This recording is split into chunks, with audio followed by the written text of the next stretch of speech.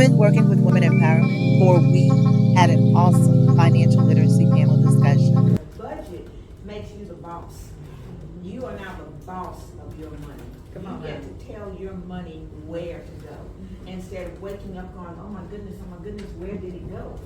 So you want to start with the budget, and when you start with the budget, don't start at trimming everything off.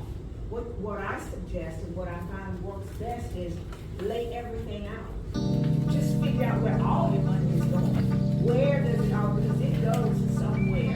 Whereas how could I invest? What am I using this for as well within my savings plan? I love that you mentioned it has to be a habit. It has to be something that you're doing continuously. It has to be a discipline, because you can get off track like, oh, I know I need to go and do this, that, or maybe a trip. But make sure it's intentional, that you are being guided, have some wise counsel that's helping you throughout the process when you're trying to get to the particular goal whenever you're saving as well. But great points. Like this, I'm just so happy to see these minds sitting in here and absorbing at such a young age. My advice to you now is just don't take what you're hearing for granted. Take it and absorb it, because it's going to make sense by and by. Yeah. I would speak more on the investment side.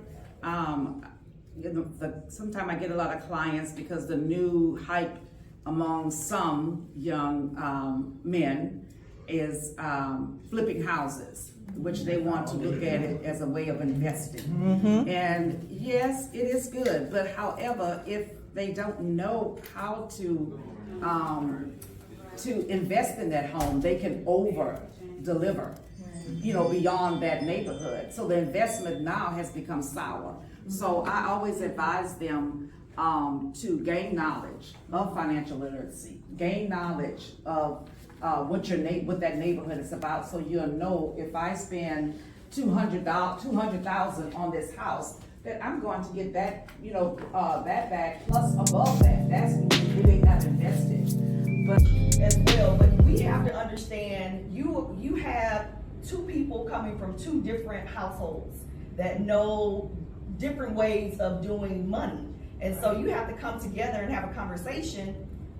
Tell me your money experience. Like, are you a spender? And they may not come right out and say I'm a spender, or they may not come right out and say, well, I'm good with money. But you'll learn that throughout the process of working or knowing who they are. Even whenever you go out to eat, you'll see certain things, or whenever you go just spending time with somebody, you'll learn those different things about them, how they dress, what they wear. You'll pick up on those things. So one, you have to be observant. But when the money gets funny, you know how many divorces there are because the money was funny and they weren't talking for a moment. The biggest thing is to have that open line of communication with them, and then to understand. And these are things that you might want to look into. Hey, wasn't that awesome? I know that small snippet of the financial literacy panel discussion was just enough to get you motivated and want to learn more and improve your financial literacy.